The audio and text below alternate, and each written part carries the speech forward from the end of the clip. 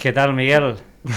¿Cómo estás, amigo? Ya sabes, encantado de estar una vez más contigo bueno, la verdad es que ya con ganas de comentar un tema que nos apasiona, que yo sé que tú conoces muchísimo, igual o más que yo. Pensaba que lo conocía, pero cuando he visto tu libro me he dado cuenta que no conocía absolutamente nada. No, no, yo sé que tú eres muy Nada, humilde, nada, de verdad. pero sí, sí, yo sé que también es tu pasión, así que yo encantado de estar otra vez en tu canal.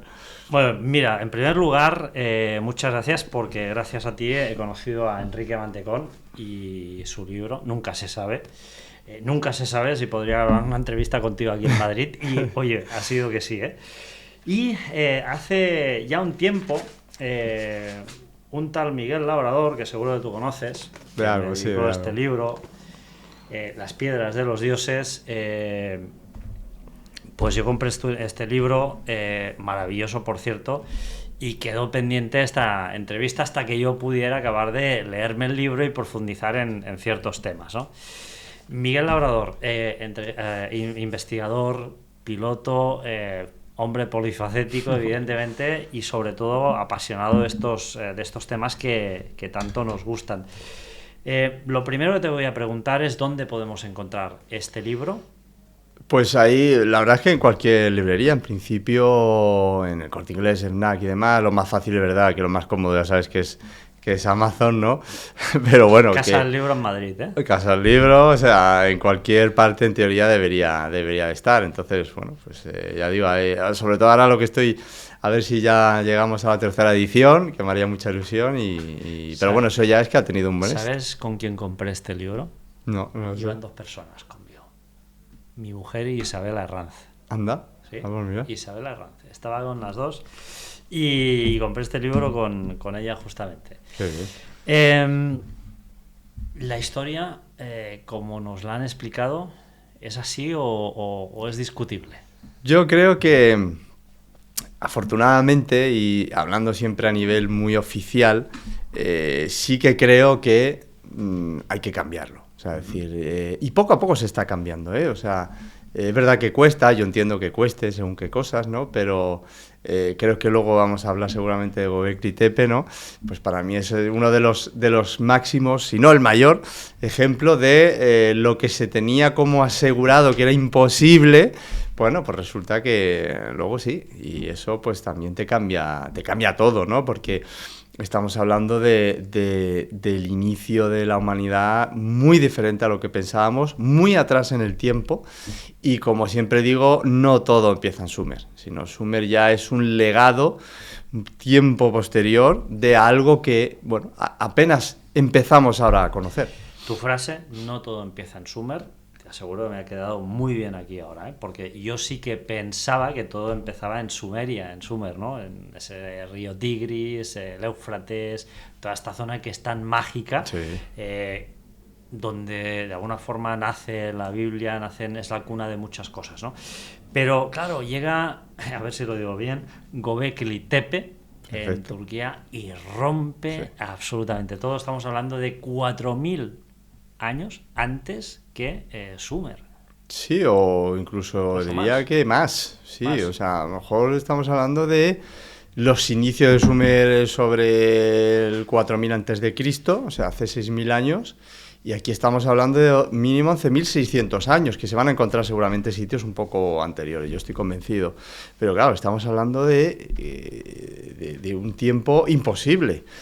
Porque, bueno, yo recuerdo en el colegio, en el instituto, ¿no? Cuando se hablaba de eso, ¿no? De que en Sumer, es verdad que la historia empieza en Sumer porque ahí son los primeros textos, bueno, no los primeros, pero bueno, es donde se prodiga más ese tipo de adelanto humano, pero claro, sí que aparte de las pocas pruebas, ¿no? Como Damasco, Jericó, Biblos, que he tenido la oportunidad de visitar, ¿no? Y que son los primeros ejemplos de pequeñas ciudades y de algo más avanzado, un poquito anterior de los sumerios, pero es que no había nada, ya era el hombre de las cavernas, ya nos íbamos directamente a lo que teníamos pensado, ¿no? De ese hombre primitivo que arrastraba pues, a la mujer por los pelos y demás, ¿no? Y nada que ver, nada que ver. Y creo que fue en el 94 aproximadamente, claro, no había internet, yo me enteré muy, muy posterior a eso, ¿no? Era jovencito, pero me acuerdo cuando era imposible que hubiera otra cosa, ¿no? Y gracias a ese descubrimiento por el arqueólogo Klaus Smith, pues que él enseguida, además así lo dijo, ¿no? Él enseguida vio que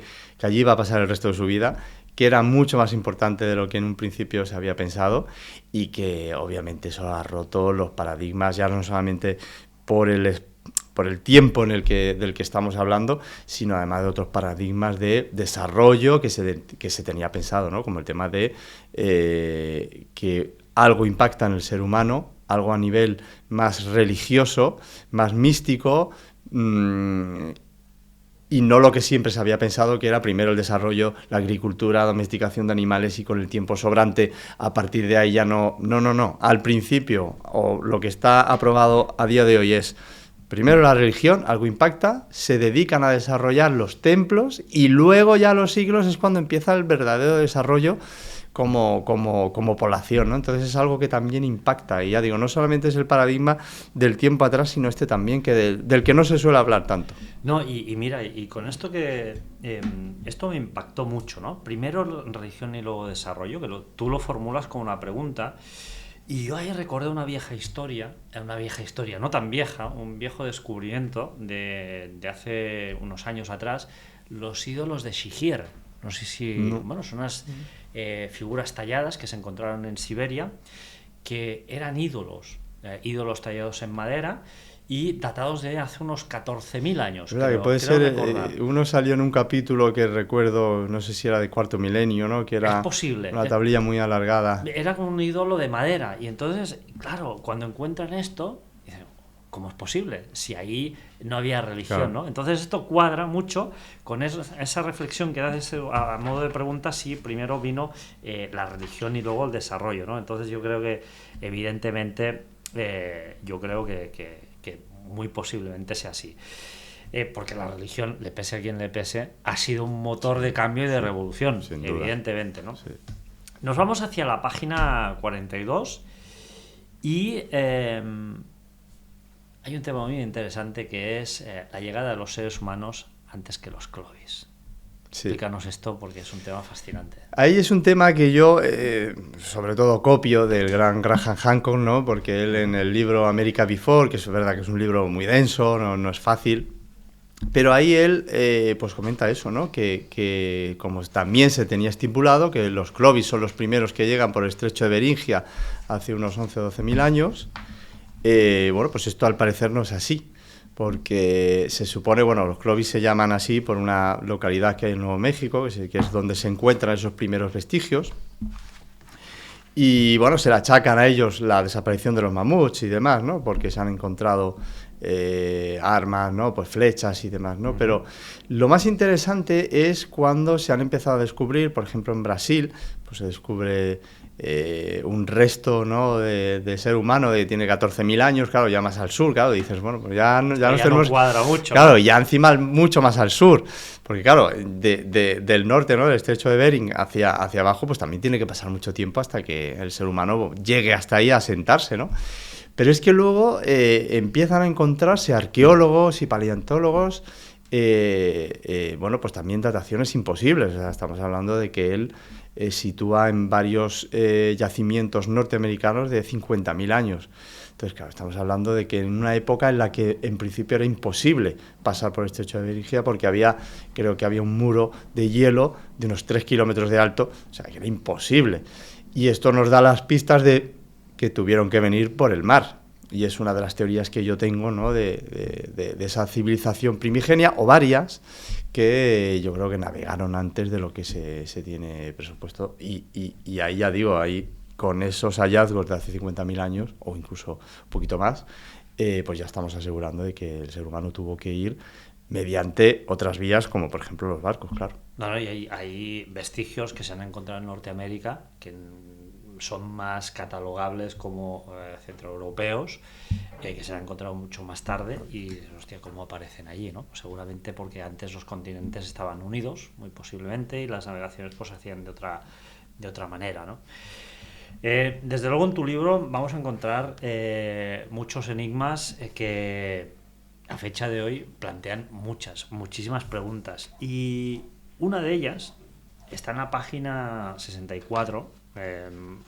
Vamos a dar pinceladas solo sobre el libro, porque hay muchos datos, muchos lugares, hay muchísimas cosas. Pero hay una de las cuestiones que a mí pues de alguna forma me llama más la atención, que es esos vidrios, esos cristales antiguos, ¿no? Y, por ejemplo, el templo de Júpiter y esas piedras vitrificadas. Todos sabemos que se necesitan temperaturas de 1200 grados mínimo para poder hacer estos cristales transparentes. Y, evidentemente, esto en aquella época... ¿Qué pasa en aquella época? ¿Se podía? ¿No se podía? ¿Es un misterio? Es un misterio, porque eso en teoría no era unas capacidades que tuvieran, ¿no? El templo de Júpiter ahí en Baalbek, ¿no? Es verdad que Baalbek también es otro sitio que bueno, se necesita 8 capítulos para poder completar todos los misterios que Baalbek, que es sin duda uno de los sitios más fascinantes que yo haya visto nunca. Júpiter es cierto que claramente es un templo romano, no hay ninguna duda.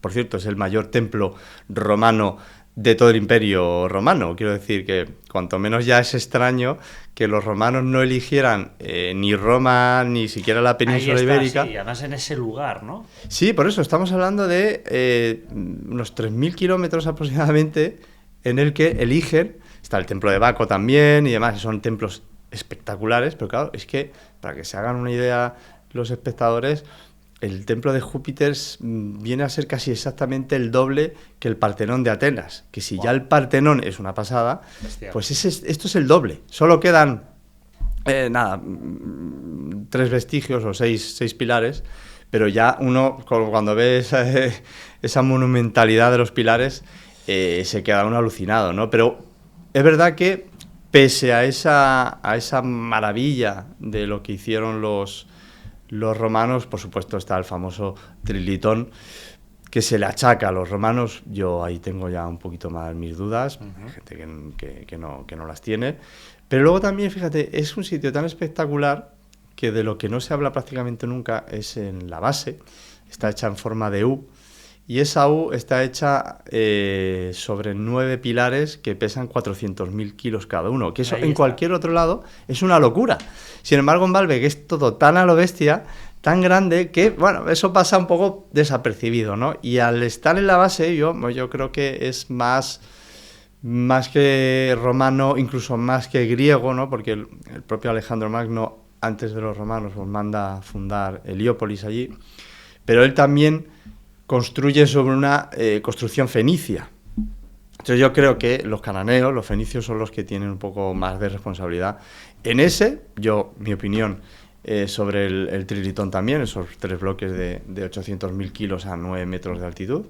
Y luego también de esa, a 2 kilómetros y pico, 3 kilómetros, esa piedra, bueno, ya son 2, de la llamada Piedra del Sur o de la mujer embarazada, que pesa ya 1.200.000 kilos. Y la otra, que yo ya vi que se había descubierto la parte de arriba, la parte más superficial, ahora no sé cómo estará después de esos años que han pasado, pero esa por el volumen sí que llegaría a pesar 1.600.000, 1.500.000, o sea, una auténtica brutalidad. La explicación oficial es de que los romanos lo hicieron y al terminarlo se dieron cuenta de que no eran capaces de trasladarlo.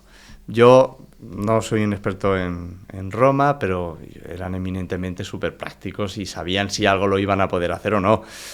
Bueno, pues ahí está, esa es la aplicación oficial. Cuando hablamos de piedras, Miguel, cuando uno compra un libro, lo compra por muchos motivos, ¿no? El primero es porque, voy a comprar ese libro porque he escuchado que Miguel Labrador nos va a explicar aquí unas historias o unas conclusiones que nos van a sorprender, ¿no? luego uno se pasea por una librería y compra un libro porque ve una portada y dice, wow, y ahí está, ¿no? Tu portada es wow, ¿no? Sí, a mí me enamoró. A mí me encanta tu portada porque es muy representativa. Evidentemente, este bloque no existe. No existe. Es más que evidente, pero sí que viene a representar la monumentalidad gigantesca y titanesca que representaba, no ahora, señores, sino hace centenares de miles de años atrás, mover estos bloques de piedra en lugares donde no hay absolutamente nada, lugares donde son yelmos, y esto pues plantea muchas preguntas, ¿no? Tú sabes que en breve me voy a ir a Menorca con un buen amigo tuyo. Mira, que extrañas coincidencias, ¿eh? Te digo, Sí. que estoy hablando con Santiago Reuler y resulta que Santiago me dice que tenemos que ir con... ahora no me acuerdo. José Luis. José Luis. Sí. Y dices, hostia, pero si José Luis es muy amigo mío y tal, o sea, que estamos aquí, Sí. el universo nos va uniendo. Voy a ir a Menorca y yo he estado en Menorca, pero bueno, ya sabes, familia, etcétera, etcétera, y no tienes la oportunidad de... Y me quedé siempre con ese regustet de boca de poder investigar pues las tablas, los talayots, las navetas, las covas. ¿Todo esto a qué se asocia? ¿Son monumentos? ¿Es religión? ¿Qué es exactamente? Sí, a nivel oficial hay partes que están asociadas más a la defensa, ¿no? Por ejemplo. Pero yo siempre me fijo en tanto en Santiago Reuler como José Luis López, que para mí son auténticos sabios, ya lo verás, en tu viaje a Menorca. Yo voy casi todos los años en junio y ellos, la explicación que siempre me han dado es que ha sido siempre un culto a la diosa madre, todo, ¿no? Luego, como siempre digo, si uno se fija, ¿no? Pone en Google cualquier taula menorquina y pone Gobekli Tepe, bueno, pues ya digo, esto es una herejía, siempre digo lo mismo, pero es que es un parecido bestial, cuanto menos sospechoso. Quiero decir que es verdad que en principio unos tendrían 3.000, 4.000 años y lo otro nos vamos a 11.600, pero esa forma es que es exactamente igual. Y en dos lugares bastante separados. Por eso digo que no lo sé, ahí a lo mejor... Culturas contrapuestas. Sí. Sí que es verdad que hay ciertos momentos en la historia que se llegan a colonizar los lugares, pero hablamos de momentos muy separados en aspectos, en diversos aspectos en la historia. Nuestra civilización se asocia a muchos mitos y esto lo podemos ver a partir de la página 75 y te tengo que felicitar porque, bueno, tú ahí recoges gran cantidad de mitos, ¿no? Desde Lemuria, Posidonia, muchos mitos, ¿no? Pero a mí, como buen cristiano, que soy, cristiano, cristiano, creyente, hay uno que me impacta mucho y que me impactó mucho sobre todo cuando estuve en Estados Unidos, porque cuando estuve en un poblado Hopi ya se hablaba ahí, y en grabados anteriores a la Biblia, de un diluvio, ¿no? Es decir, la civilización desaparece de alguna forma bajo un diluvio y vuelve a renacer. ¿Esto sería posible? Pues ahí para mí es y ahora me voy a meter seguramente en un segundo trabajo con otros mitos, ¿no? Sobre todo de la creación y esa edad de oro, ¿no? Que es una de las cosas que más he perseguido y que perseguiré seguramente. Pero a mí el que más me dejó en shock en la investigación para este libro es el hecho del diluvio, ¿no? Porque yo conocía al principio que el diluvio aparecía, obviamente, en la Biblia, que sabemos que absorbe, como tú bien decías antes, ¿no? De esos primeros escritos de los sumerios. Uh-huh. Y sabía, que ya me llamaba la atención, que el Popol Vuh, lo que vendría a ser la Biblia de los mayas, pues aparecía curiosamente también una historia muy parecida, y de hecho siempre se había comentado que lo más probable era que a la llegada de los españoles, ¿no? a la llegada de los conquistadores, bueno, pues ellos hubieran tenido una influencia y realmente por eso se parecería tanto a la Biblia, ¿no? ¿Qué es lo que pasa? Que sobre todo en Guatemala, ¿no? Con la pirámide del Mirador, cuando se descubre que es la pirámide más alta de toda América, es espectacular, he tenido la suerte de subir a la cima y todo. Ahí hay unos frisos... Hay una foto tuya, ¿no? Encima. Sí, sí, exacto. Además con el dron, puedes sacar el dron y demás. Y entonces ahí aparece en la base de esa pirámide un friso en el que, bueno, pues se recogen las historias del Popol Vuh, y estamos hablando de que eso sería el preclásico maya del 200 antes de Cristo. Así que ya ahí la influencia española era imposible. Entonces, claro, eso ya me parecía espectacular, ¿no? De cómo es posible que se hablara de lo mismo sin conocerse, ¿no? Pero claro, ya cuando me meto a investigar sobre el libro, veo, siempre lo digo, veo que hay hay unas 200 tradiciones muy, muy parecidas, en algunos casos casi exactos, en el que siempre, también lo digo, hay unas 70 de ellas, sí que es verdad que por proximidad entre los pueblos sería muy factible la transmisión, ¿no? Pero claro, nos quedan más de 130 que no se podían conocer en absoluto, ni en el espacio ni en el tiempo. De los celtas, tú lo decías, los hopis, los mayas, los aborígenes australianos, tribus en África, es decir, está por todo el mundo. Y claro, ¿qué es lo que pasa? Que hace no mucho, es un descubrimiento reciente del que hablan sobre todo Graham Hancock y Robert Salk, cada uno con su teoría, pero basado en mucha ciencia. Bueno, se descubrió el Dryas reciente, ¿no? El Younger Dryas, y ahí se ha demostrado que, ya veremos el motivo realmente, pero ahí hubo una subida repentina del mar de unos 120-125 metros, y eso, claro, eso es una catástrofe mundial, y todo lo que era la costa en esa época, todo se inundó. Entonces, de ahí viene que ese mito del que pensábamos yo el primero, cuando era joven, ¿no? De que eso era un tema religioso y tal, que estaba más fundado, pues no, o sea, eso ha demostrado que eso ocurrió, y por eso tenemos esos ecos del pasado de todas las generaciones, porque lo vivieron, aquello produjo un impacto, y de ahí que nos hayan llegado, ¿no? Y que hayamos pensado que eso era, bueno, una invención o no, pues eso ha pasado. ¿Y por qué es lo que siempre digo? ¿Por qué no otros mitos lo que realmente nos estaban comentando era simplemente la verdad y no un cómic, como siempre digo? Vivimos en un planeta que está vivo, que evoluciona, evidentemente. Sí. En Tarragona están las montañas de Prades, que eran océano, no hace tantos años, hace unos pocos miles de años, que esto es nada en el cómputo total de la humanidad, bueno, de la humanidad no, del universo, y desde luego el mundo está vivo, el planeta Tierra no es algo que sea algo estático. Nos vamos a Malta y vamos a hablar de Gilantilla. Pero yo te quiero hacer una pregunta, que es la siguiente. A diferencia de otros lugares, como en Egipto, que son lugares que han quedado cubiertos por las arenas de forma totalmente natural, hay ciertos lugares que parece cuando los abandonan o cuando deciden que ese lugar ya ha llegado a su fin, para su propósito, los enterraban. ¿Por qué motivo? Sí, ese es otro de los grandes misterios que tenemos, ¿no? Y la mayor prueba para mí es Göbekli Tepe, ¿no? Porque eran recintos muy, muy grandes. De hecho, solo se conoce, creo que un 5% de todo lo que había, ¿no? Cuando estás allí ves toda la colina, y a mí me comentaban, ¿ves todos esos como bultos y demás? Pues esos son sitios igual que el que estás pisando, ¿no? O sea, que eso era enorme. Tapar eso es una barbaridad. Es casi el mismo trabajo que hacerlo. Entonces, al ser además un sitio religioso, eso denota que esa intención es, bueno, en mi opinión, es preservarlo, ¿no? Es decir, algo ha pasado, coincide con el Younger Dryas, curiosamente, ¿no?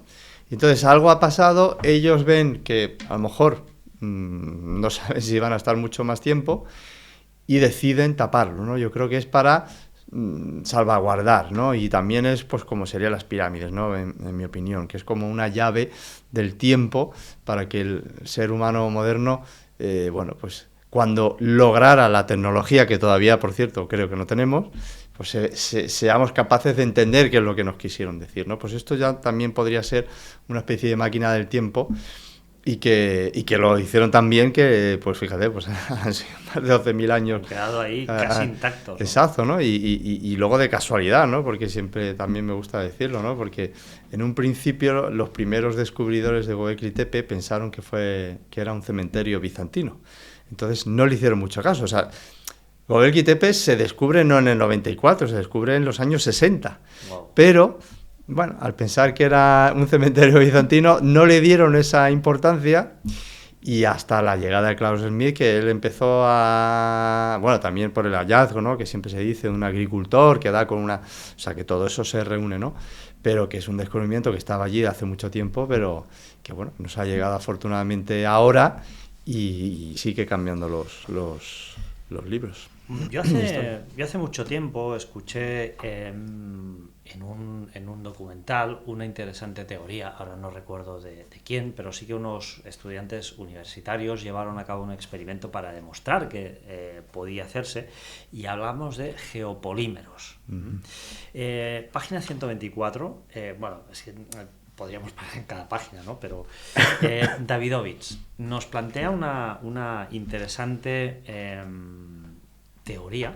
Yo diría que aquí sí que es una teoría porque tiene una fundamentación científica bastante importante, que es que todos estos bloques tan grandes, tan gigantescos, en realidad no se transportaran algunos de ellos, sino que se fabricaran in situ. Pero esto sería alucinante, ¿no? Disponer de esta tecnología en esa época. Yo ahí sí que hablando con arqueólogos de primer nivel, sobre todo egiptólogos, ellos no terminan de, o sea, lo descartan bastante esa teoría, aunque se han encontrado bloques con restos, ¿no? Creo que de cabello. Yo lo he visto, o sea. Sí, por eso digo que ahí de momento la egiptología lo que te dice es que no termino de tenerlo yo claro. Ahí, ya digo, pongo la duda. Donde sí que creo que hay más evidencia y es todavía más plausible es en el altiplano. En el altiplano sí que todos los estudios que se hicieron, que yo creo que fueron más completos que en Egipto, ahí yo sí que le doy bastante validez. No obstante, en ambos sitios se ha demostrado que la manipulación, el corte, moldeo, lo que sea, es tan espectacular que a mí no me sorprendería, por supuesto, que también se hubiera hecho, porque como has dicho, sí que se ha demostrado que hay mucha roca que viene a 800 kilómetros de Giza, o sea que se sabe exactamente dónde se ha cortado, pero la capacidad que tenían esas culturas es que hacían lo que querían con la piedra. Y no me sorprendería para nada, y por eso yo pongo los estudios de Davidovich, que en mi opinión son bastante serios. Él no es un don nadie, o sea, es una persona que conoce como nadie en el mundo. Si quiero decir que, por eso digo, o sea, que yo le doy validad, y sobre todo, o en mi opinión, donde tiene más fundamento, sobre todo, es en los estudios que hizo en el altiplano, tanto en Bolivia como en Perú. A mí me parece que, en mi opinión, insisto, yo no soy quien para refutar si alguien me dice, si un arqueólogo en Perú me dice que no, o si un egiptólogo me dice que no. Yo tengo siempre mis dudas, pero creo que hace un estudio espectacular. Yo te tengo que decir que, bueno, hace un momento estábamos hablando con Quique Mantecón, los dos hemos estado en la pirámide de Keops. Tú cuando estás delante de la pirámide de Keops, lo primero que te sorprende es la perfección de esos bloques, y que entre cada bloque es que no cabe una hoja de papel. Es impresionante eso. No cabe una hoja de papel. Y eso todavía no se ha explicado. Eso es tal cual. O sea, eso... Y se ha descubierto que el desplome que hay de punta a punta de la pirámide, la poca variación de grados que hay, es debido al peso de la pirámide. Eso Es algo alucinante completamente, ¿no? Y otra cosa, si me permites, que me encanta siempre decirlo, de una conferencia que vi de los hermanos Bobal, que Robert es ingeniero y Jean-Paul es arquitecto. Claro, son egiptólogos, egipcios, y que encima son técnicos. Y una cosa de Jean-Paul dijo que me impactó es, ya no vamos a entrar en cómo se hizo el corte, ya no vamos a entrar en eso, es que solamente la capacidad de saber que esa parte del terreno, porque yo te digo, yo no pongo un cuadro en casa, yo el suelo, no se va a ir el suelo. Claro. Pues no, él decía, solamente el hecho de saber que esa parte va a aguantar esas miles de toneladas de peso, eso ya te está demostrando una capacidad que él no se explica como arquitecto, no se lo explica, porque para eso hoy en día necesitamos una tecnología impresionante y de alguna forma, aparte, manipularon también la meseta para que quedara así. Quiero decir, la meseta no es como la vemos ahora, sino que era diferente y ellos lo manipularon, que solamente ese trabajo ya son, bueno, son unas capacidades que ya digo, hasta el mínimo detalle es espectacular. Desde luego, ¿eh? Estas piedras de los dioses y en este caso, nunca mejor dicho, la Atlántida en Huelva. Yo ahí tuve la enorme suerte de contar con el gran Claudio Lozano, que es espectacular. O sea, es el doctor en historia, buceador profesional, pero ya como persona es espectacular el trabajo que ha hecho. Y él sobre todo está trabajando mucho. A él, yo lo entiendo y siempre lo apoyo. La palabra Atlántida es como que chirría, porque se ha utilizado, tú lo sabes mejor que yo, como se ha utilizado de todas las maneras. Es como la palabra ufología, ¿no? que bueno, efectivamente.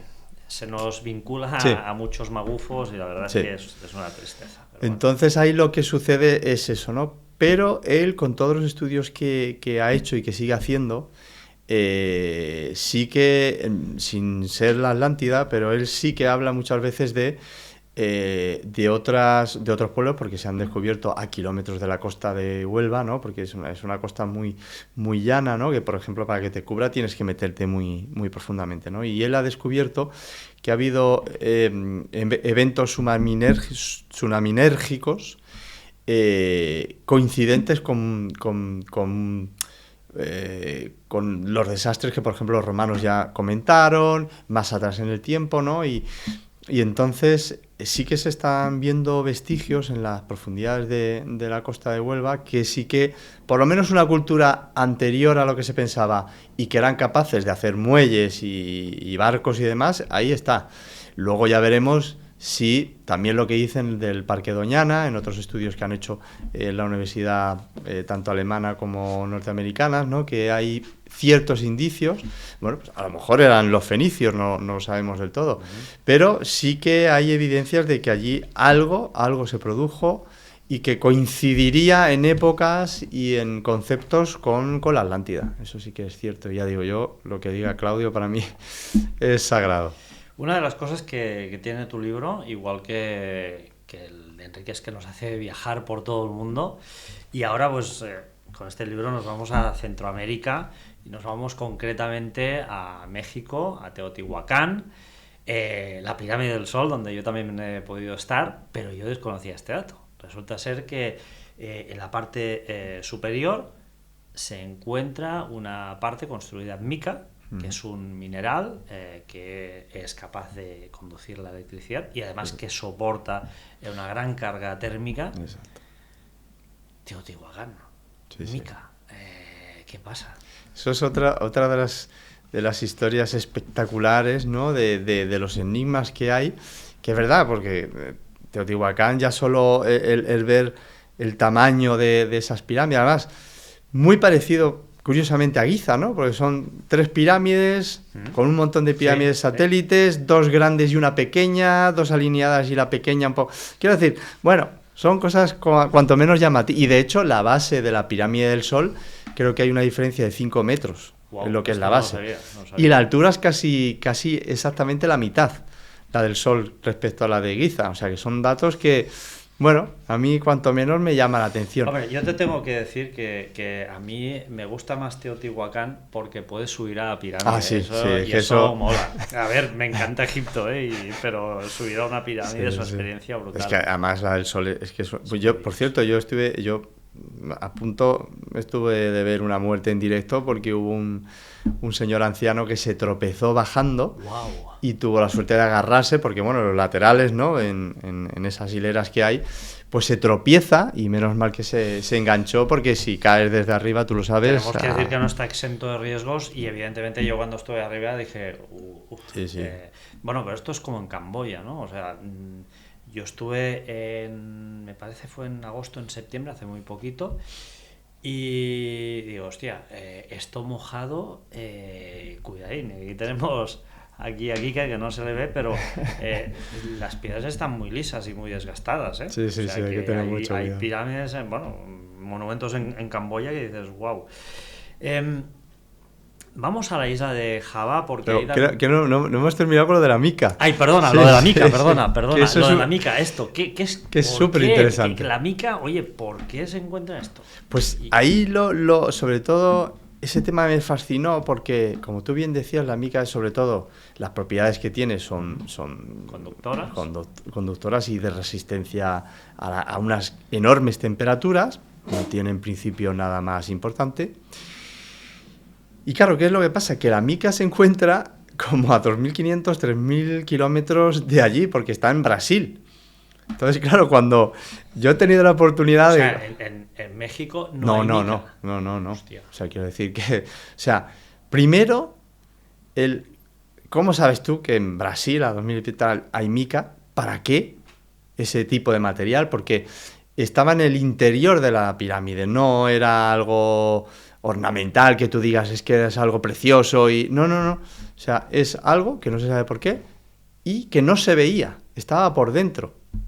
Y además tiene la particularidad que, por lo que me dijeron, esas planchas que llevaran son muy sensibles. Es decir, que aunque tengan mucha capacidad de resistencia térmica, pero luego a un golpe se rompe. Vale. Entonces, miles de kilómetros por la selva, porque, como voy a comentar, para llegar a la pirámide del Mirador, pues tienes que hacer un camino Sin que se rompa. maya. Claro, zonas que encima no tienen ni siquiera ese camino, con lo peligroso que son por serpientes, por diversos tipos, y además con esa temperatura, esa humedad, llevar eso con la posibilidad de que se te caiga en un momento dado. Bueno, o sea, ese esfuerzo increíble tuvo que ser por algo, ¿no? Y lo que llama la atención es que para algo lo quisieron poner dentro de la pirámide y sobre todo eso, las propiedades que tiene son cosas ya muy avanzadas a nivel técnico que, por ejemplo, en los transbordadores se utilizan como en la base de lo que es el transbordador, para la reentrada se utiliza algo muy parecido a la mica. Sí, ¿no? son porcelánicos, pero que tiene un poco el principio de la mica. Vale. Y yo recuerdo que en el Sí, porque es muy resistente. Sí, que es muy frágil. Es frágil, pero es muy resistente a temperaturas térmicas muy elevadas. Claro, y en la reentrada que tú tienes que soportar, pues una de fuego. Sí, exacto. Entonces, yo recuerdo que hay en el Smithsonian, el mejor museo aeronáutico que hay en el mundo, ahí en Virginia. ¿Has estado ahí? Sí, claro, yo no, eso... tío, pues, no, pues eso es increíble, porque está el X-1, el avión de los hermanos Wright, o sea, el Apolo, o sea, es decir, es que es increíble ese museo. Todos los museos en Estados Unidos, tú lo sabes, sí, son espectaculares, pero el de Virginia es el número uno. Y allí me comentaban eso, no, esto es parecido a la mica y tal, y es cuando yo dije, ostras, pues fíjate, es que es algo, sobre todo para algo muy técnico, ¿no? Entonces, ¿para qué lo quisieron hacer esta población, ¿no? Hace una semana estaba en Sitges con Felipe Botalla, el viernes 13. Hoy que es 19, ¿no? Hoy es... No, 18. 18, perdón, 18. Es que yo viajo en el tiempo. No, 19 es mañana, que además es el cumpleaños de una amiga mía que me ha dicho, como no me llama este vato. Pues 18, 5 días estaba en Sitges. Y le pregunto a Felipe Botalla, que él es profesor de marketing, pero es un gran apasionado de la historia y de los enigmas de la historia. Le digo, las pirámides de Egipto, ¿qué eran? Y dice, tío, está clarísimo.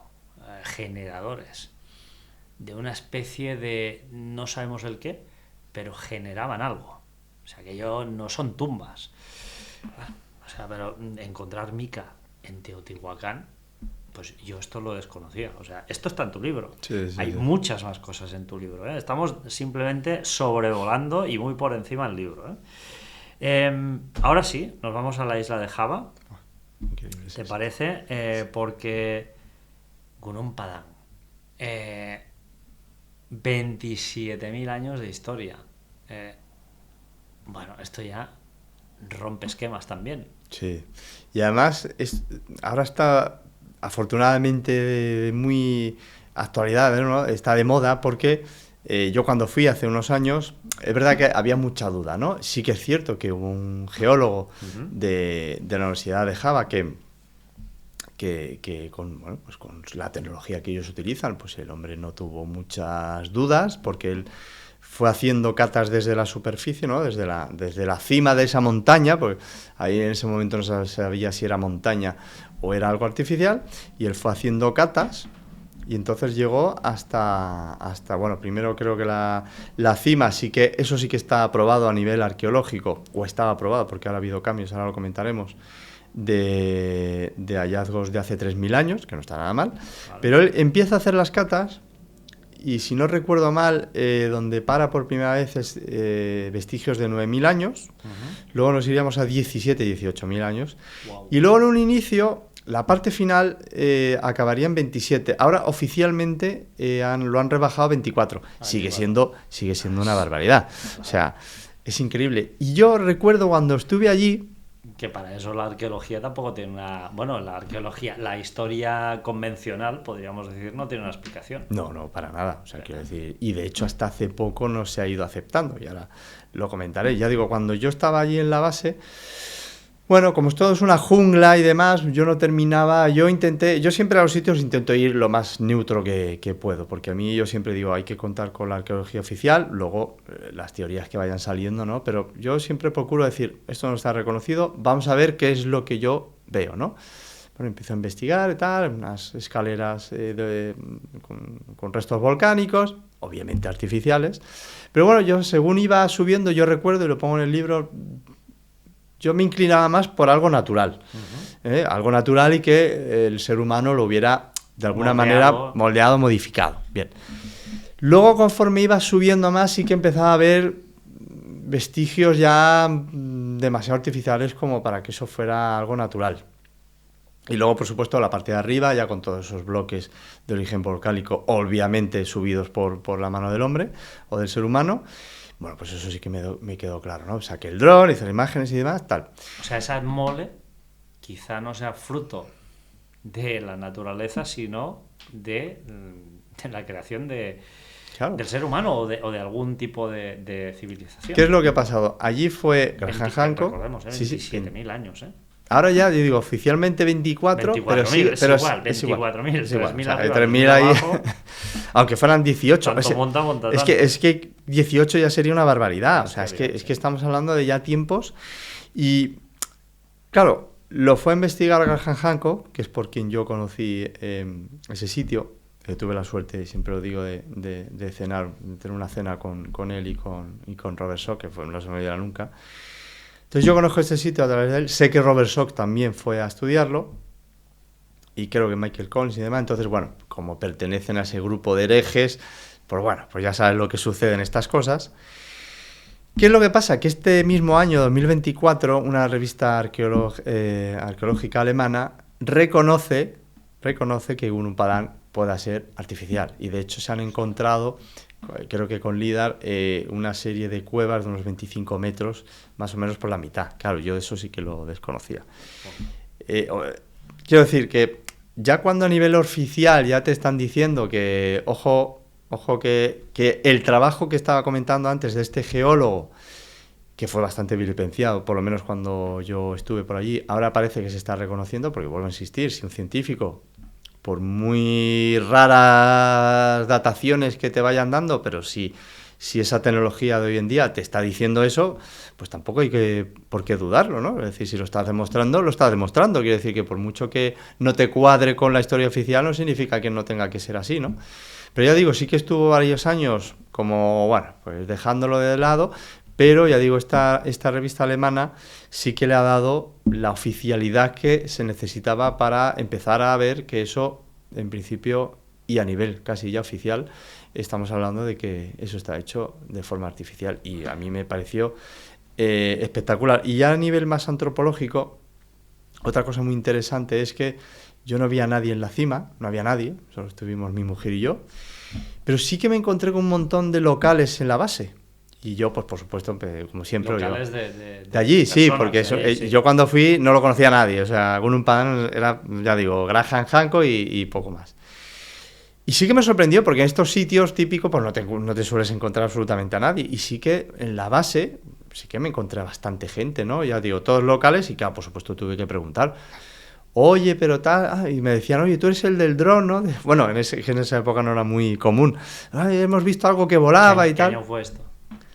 Pues a lo mejor hace, no sé, 12 o 13 años. 12 o 13 así. años. Y de hecho el dron que llevaba, no como que tú tienes ahora. No, desde luego. Ese no volvía, ese sí se te iba, Sí, se iba, adiós. ya le podías decir hasta luego. Conozco a alguno que lo perdió, ¿eh? Uno de esos. Pues yo estuve cerca, me dio un poco de reparo. Pues yo pregunté ahí, oye, me sorprende mucho que estéis aquí. Digo, no hay nadie arriba. Y yo además dije, a lo mismo he hecho mal en subir. Y todos, no pasa nada, no pasa nada, has hecho bien y tal, no pasa nada. Y dicen, nosotros lo que pasa, nos quedamos siempre en la base. Y dice, y es que para nosotros, para nuestros ancestros, desde que tenemos memoria, es un sitio sagrado. Y donde hacemos siempre algún tipo de ofrendas o meditación y demás. O sea, sí que me impactó que antes de que se diera a conocer este sitio, que llevaba desde siempre siendo un sitio... frecuentado y venerado por los locales. Claro, un sitio sagrado, ¿no? Entonces ya por lo menos en ese aspecto sí que me pareció ya... Digo, yo no sé si esto será artificial o no, pero por lo menos sé que es un sitio venerado, un sitio sagrado para el ser humano, ¿no? Ya ha sido una revista alemana, que los alemanes, para que Sí, den sí, un sí. paso al frente, tienen que estar muy seguros de lo que Efectivamente. dicen, ¿no? Son muy cuadriculados. Sí, o sea, sí. Pero bueno, vemos que todas estas masas de piedras puestas ahí artificialmente son muy comunes a lo largo y ancho del planeta. Cuando hablamos de pirámides tenemos que recordar también las pirámides chinas, que también existen, ¿no? Efectivamente. Tú también has visitado alguna de ellas. Sí, esa es otra de las sorpresas, ¿no? que la gente se lleva cuando uno habla de pirámides chinas, porque dices, bueno, pues en Sudán, en Egipto, en Perú, en México y tal, pues es como está normalizado, ¿no? Pero en China, y además hay muchas, ¿no? Y yo recuerdo cuando fui también hace unos pocos de años, no había ninguna información, y de hecho cuando yo iba a preguntar a guías y a taxistas y tal por pirámides, se te quedaban mirando diciendo, Sí. ¿estás bien? Porque aquí en China creo que te has confundido de país. Y sin embargo hay muchas. Y ahí con un dron un poquito mejor, y eso sí, con mucho cuidado, porque además están todas muy cerca de lo que es la aproximación final del aeropuerto de Xi'an.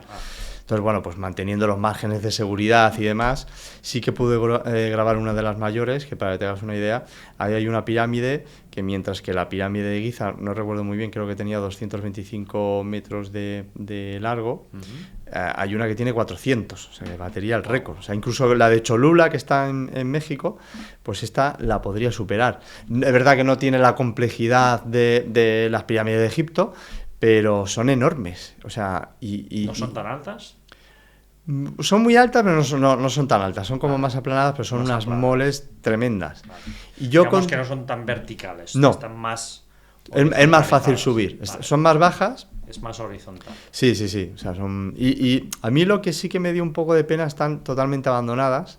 Ostras. Y la ciudad, como ha crecido tanto China, ¿no? Y si ha tenido una expansión brutal, lo que yo vi, yo recuerdo que las conocí por un documental de la revelación de las pirámides, que me encantó, yo lo recomiendo siempre ese documental, ahora no me acuerdo de este hombre, de Patrice Pollard. Y yo recuerdo que claro, él le ponía como un halo de secretismo. Es verdad que hay puestos de forma artificial, ¿no? Porque están en línea recta árboles, pero claro, intentar ocultar ese tipo de pirámides es imposible. O sea, puedes poner los árboles que quieras, esas moles. Y yo no vi ese oscurantismo ni que China, el gobierno, quisiera taparla, ¿no? Simplemente hay una dejadez tremenda, no hay nada, están abandonadas. ¿Como las de Keops, con bloques? No. Completamente diferente. Más tipo Adobe, por así decirlo. Vale. O sea, no tiene esa complicación, ni esa capacidad técnica, vamos, ni por asomo. Pero para que veas otra de las similitudes, por ejemplo, con Teotihuacán. En Teotihuacán, como tú sabes, se encontraron debajo de las pirámides un río de mercurio. Sí. Y figuras de jade verde.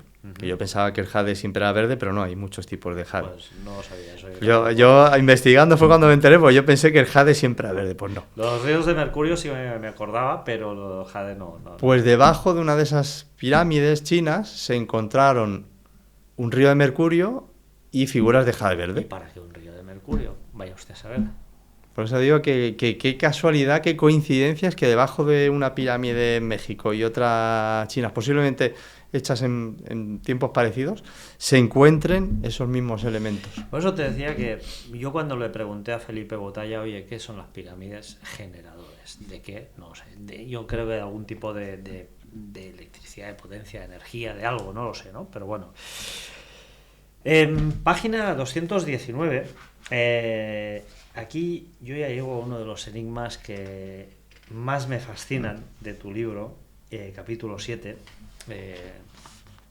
Tremendas estas piedras, estas construcciones poliangulares, ¿no? Pero a mí lo que más me fascina es dentro de estas construcciones hay un pequeño detalle que a prácticamente todo el mundo se le pasa desapercibido, menos a ti, ¿no? Y son unas pequeñas formaciones, pequeñas piedras, que son las piedras o los bloques de expulsión. Bueno, ya estas formas son increíbles. Incluso en tu libro aparecen muros donde se combinan diferentes técnicas, la poliangular con los bloques de toda la vida, o sea, esto ya es rizar el rizo, pero estos bloques de expulsión, ¿qué son? ¿Qué es esto? Eso es dentro de la maravilla, porque para mí es el mayor enigma que hay, más que los mitos posiblemente, más que las pirámides, y mira que me fascinan, ¿eh? Pero yo cuando hace ya muchos años, ahí sí que te digo que hace 2 décadas o más, empiezo a ver ese tipo de muros poliangulares, ¿no?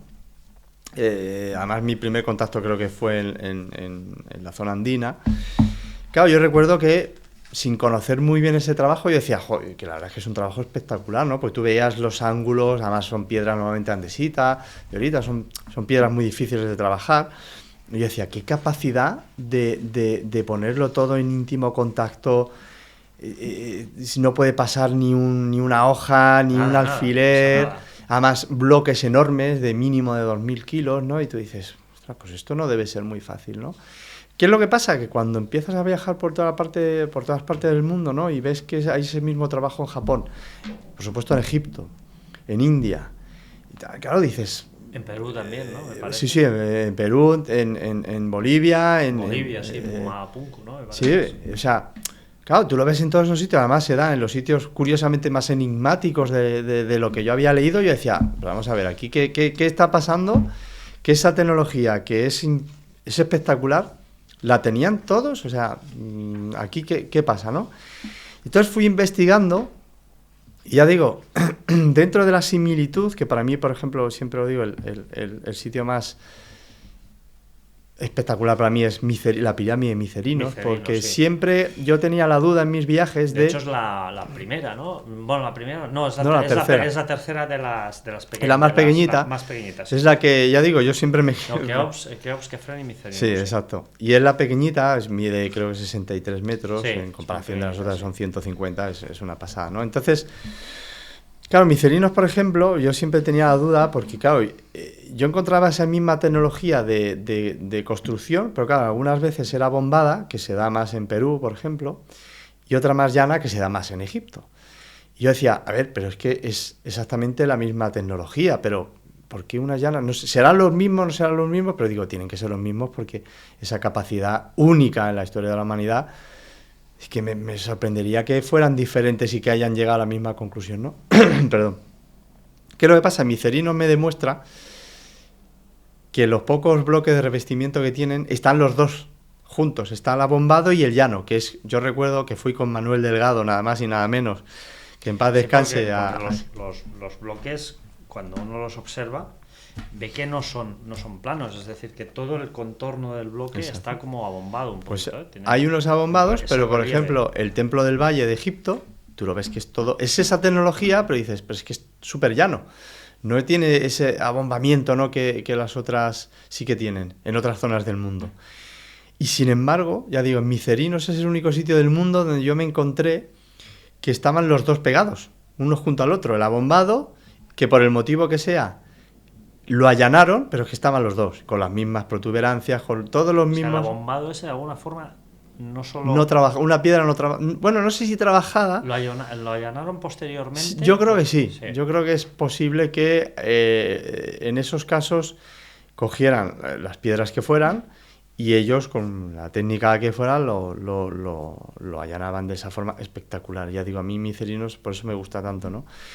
Y entonces con respecto al bloque de expulsión, ya investigando todos los datos hasta el más mínimo detalle, luego me di cuenta de eso, ¿no? De que siempre había bloques súper grandes, de 2.000 hasta 100.000 kilos, y de repente te encontrabas siempre un bloquecito pequeñito en comparación del resto, y decías, eso no cuadra, porque son todos grandes y de repente uno... Claro, yo que no tengo ni idea de hacer nada de construcción, pues yo pensé, digo, bueno, pues alguien se ha equivocado y en plan, Manolo, échame aquí, ponme aquí una piedrecita. Lo vas encontrando en todas las construcciones. Claro, pero sobre todo por eso me gusta tanto que en la arqueología se hayan metido, respetando por supuesto a los arqueólogos, faltaría más.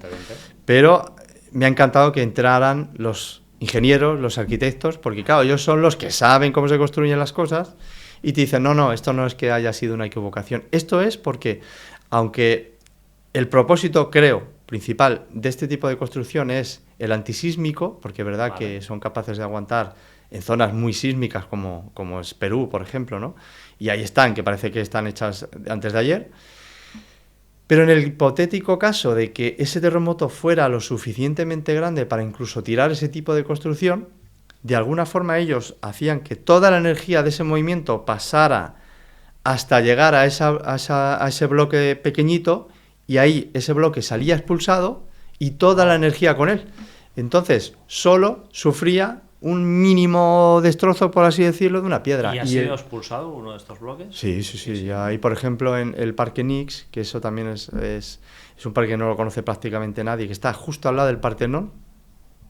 Ahí hay un muro que me dio un contacto ruso que me dijo, oye, Miguel, tú que estás investigando tal, ¿conoces esto? Y yo me quedé flipado.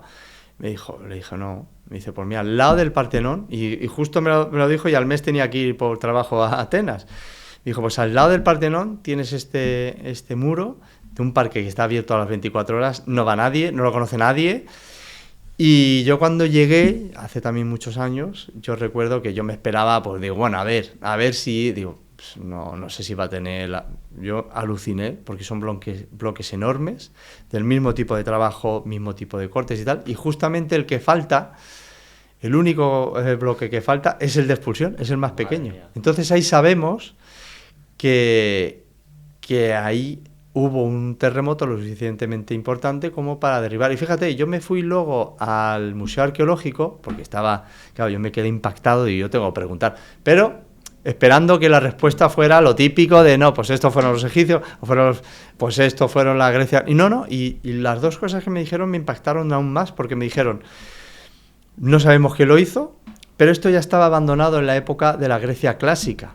Entonces, o sea, estamos hablando de que ese muro, como mínimo, tendría 3.500 años. Y por eso yo siempre digo que... Sí, yo te voy a decir unos 4.000 más o menos. Pues por ahí, o sea, quiero decir, eso como mínimo. Que no se sabe de cuándo se hicieron. O sea, sabemos que en la época de la Grecia clásica eso ya estaba abandonado. O sea, tú imagínate, entonces... Y si sabemos que, por ejemplo, la pirámide de Micerinos tendría unos 4.600 años...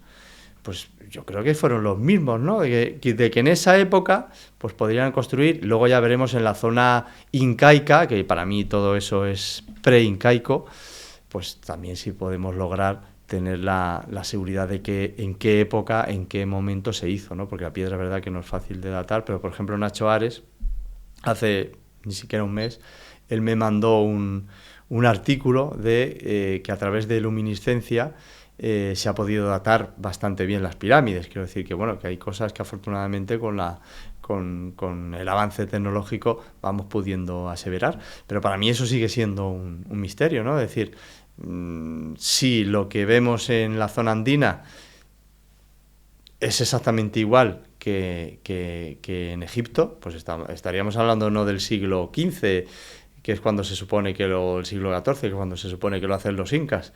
No, si nos vamos para hace 3.500, 4.000, 4.500 o 5.000 años, pues estamos ante un enigma tremendo. O sea, que ya digo, para mí es el tema más fascinante de todos. De alguna forma, esto vendría a demostrar que muchas veces cuando éramos pequeños, pues lamentablemente esos libros de historia, pues no habían escrito la historia tal y como era, ¿no? Desde luego la humanidad, la historia de la humanidad está repleta de muchos misterios. Yo te quería preguntar también sobre tu libro. Para ti, ¿cuál es el viaje que más te ha impactado de todos los que hay aquí en este trabajo? Por cierto, es un trabajo que tenemos que decir que estos son decenas de horas de vuelos de avión, evidentemente, sí. Muchos miles de kilómetros en carretera, portear drones a lugares recónditos, patearse montañas, arriesgarse, y uno tiene que también ser consciente de que subir a ciertos sitios entraña mucho riesgo, porque a veces ha llovido, son terrenos resbaladizos, terrenos donde si te sucede alguna cosa, lo mejor que puedes hacer es poner o encender un cirio si lo llevas encima. O sea que esto es un trabajo de investigación de campo puro y duro. ¿Con cuál te quedas? Esa yo creo que es la pregunta más difícil que me puede... Dime dos, va. A ver, Java, por ejemplo, para mí ha sido el sitio que más me ha sorprendido. Por Gunung Padang, sí. Kandisuku, una pirámide maya del siglo XIV, en mitad también de Indonesia. Más Borobudur y Prambanan, que son templos espectaculares, o sea, es increíble. Pero yo me quedaría... Es que Giza no hay quien lo supere. No, Giza no se supera. Y lo que sientes cuando estás en esa meseta es algo alucinante. Yo creo que ningún ser humano tiene que morirse sin haber puesto los pies allí. Y además yo tengo la suerte de que un gran amigo mío, no sé si lo puedo decir. Digo, hombre, por favor. Bueno, no, me refiero a que no sé si se puede si él decir. quiere que lo digas. Claro, no, pero porque no haya... yo creo que no, pero bueno. No, pues un amigo mío me consiguió, fue un regalo, uno de los mejores regalos, si no... Bueno, no el mejor, pero uno de los mejores de mi vida. Me regaló el que pudiera estar en la Gran Pirámide solo por la noche. O sea, tú imagínate. O sea, algo espectacular. Y eso ya me huele a soborno un poco. Bueno, huele a muchas cosas. Yo no hice nada, quiero decir. Pero a mí este amigo... No, pero que es... No, pero hombre, algo debe haber. Yo he estado en Abu Simbel y, tal como te lo digo, estuve con 2 australianos más y le soltamos unos billetes al guardián que había ahí de turno y echó a todo el mundo. Nos quedamos los 3 ahí en el templo. O sea, ahí eso, de verdad, los billetes funcionan. Ya digo, yo no tuve que hacer nada y sí que fue algo como espectacular. ¿Tuviste la oportunidad de estar ahí solo? Fue espectacular. Pues sí. La verdad es que fue un detallazo, un regalazo y es algo que no se me olvidará, ¿no? Eso por la vida. Desde luego, yo he estado en Egipto 2 veces y en la meseta hice y bueno, ya estar ahí es algo completamente alucinante, o sea, y poder estar dentro de la pirámide de Keops, en fin. No sé, bueno, yo tengo un problema. Pues que sepas que voy en abril, o sea que... Bueno, no me lo digas 2 veces para ver si me puedo escapar. Yo debo ser el tonto de esta sala, porque soy el único que no he estado ahí solo en la pirámide de Keops, porque veo que, en fin, bueno... En fin, las estadísticas funcionan. Bueno, todos andará, ya ves. Miguel, la historia, como la conocemos, en parte,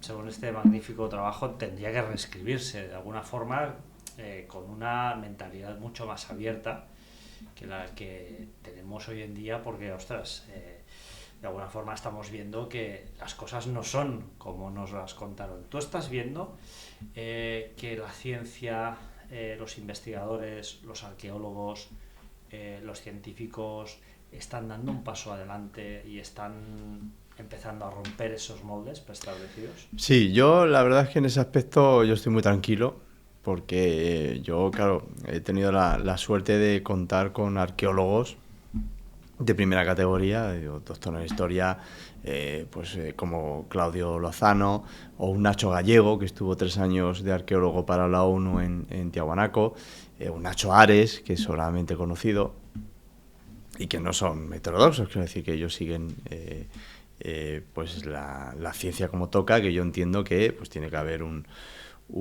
método científico que es fundamental. Y yo sí que abogo porque hay veces, ahora me estoy encontrando con que hay algunos arqueólogos que se piensan que que este libro va en contra de la arqueología o de que digo que los arqueólogos no tienen la mente abierta. No, no, yo siempre, en eso creo que se confunden. Yo siempre digo que ya antepongo, y en el libro siempre lo hago y siempre lo digo en los programas y en las conferencias que doy. Yo siempre pongo, aunque vaya en contra de mi teoría, yo siempre pongo lo que está establecido, porque creo que debe ser así. Luego yo doy mi versión y digo por qué. Y yo creo que no hay un problema en el sentido de que haya que abrir la mente, ¿no? Sino que, bueno, yo entiendo que si tú estás haciendo una carrera arqueológica o de historia, pues te tienes que basar en certezas, ¿no?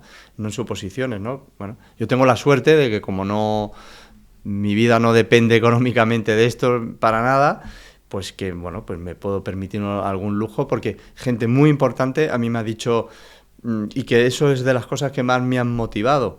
Ya digo, números uno del mundo me han dicho, me encanta lo que estás haciendo, no conocía esto, pero hazlo tú, claro, porque hay cosas que nosotros no podemos hacer. Pero creo que con todo lo que se está descubriendo, yo, por ejemplo, te digo un pequeño ejemplo, la Esfinge. Yo recuerdo hace 20 años que si el que decía que la Esfinge podía ser más antigua que las pirámides, ya está, loco conspiranoico, no sé qué, no sé cuánto tal. Ahora ya yo empiezo a ver un movimiento muy serio de es posible. Lo que está claro, Miguel, es que la ciencia, la sociedad, todo avanza gracias a locos, entre comillas, que van en contradirección, en contracorriente, y que gracias a su trabajo, tesón, desempeño e investigación demuestran que al final no estaban locos, sino que sencillamente con una manera de ver las cosas completamente diferente y desde otra perspectiva, pues acaban demostrando de que las cosas no son lo que parecen en muchas ocasiones. Y la verdad es que este libro lo demuestra y establece las bases para que también la ciencia pues pueda investigar ese camino que tú has iniciado también.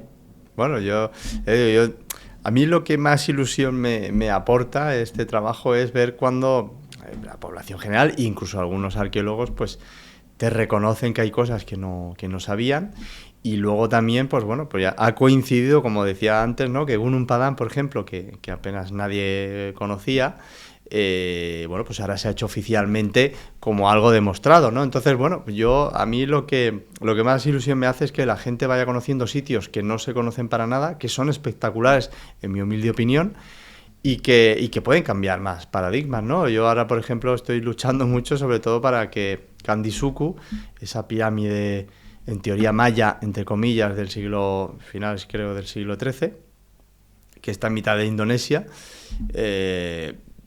bueno, pues sea conocida, porque no significa que tenga que ser maya ni muchísimo menos, pero es una pirámide súper extraña, con unas efigies cuanto menos llamativas, ¿no? De unos seres ahí alados y tal. Y al igual que Gunung Padán, pues se ha hecho famosa, entre comillas, este mismo año, un año después de sacar yo el libro, pues mi interés sobre todo es que haya otros sitios pues que lleguen al público, porque creo que son muy... Aparte de que sean enigmáticos y demás, pues sobre todo es eso, ¿no? De que la gente lo conozca, pues son muy interesantes. Miguel Labrador, Las piedras de los dioses, editado en Luciérnaga. ¿Existió otra humanidad? Y yo creo que la respuesta está aquí, y las personas que sean inquietas y que desde luego busquen también no tanto la versión oficial, que también está aquí, sino una visión y una versión alternativa de la historia de la humanidad, pues aquí la van a encontrar. Muchísimas gracias, amigo mío, y sobre todo también muchas gracias a Quique Mantegón, que no lo vemos, pero está aquí al lado, por cedernos este espacio Sí. aquí en Madrid. Nada, ya sabes, un placer, y nada, a ver si podemos hacer más todavía. Y una cosa muy breve, recuérdanos tus redes sociales, por favor. Sí, bueno, en Facebook, bueno, Miguel Labrador, que es lo que... También estoy en Instagram y X, pero bueno, fundamentalmente el Facebook donde más me muevo, y si alguien tiene alguna duda, alguna cuestión, pues ahí pueden contactar conmigo sin ningún problema. Miguel Labrador, Las piedras de los dioses, tremendo este trabajo que pueden encontrar en todas las librerías. Yo compré aquí en Madrid, en Casa del Libro, y desde luego está en absolutamente todos los sitios disponible. Muchísimas gracias. No, gracias amigo. a ti, un placer.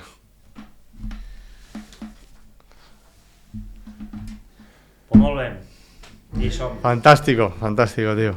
Me están llamando ahí, que no sé si... Moltes gràcies. No, a tu, hermano.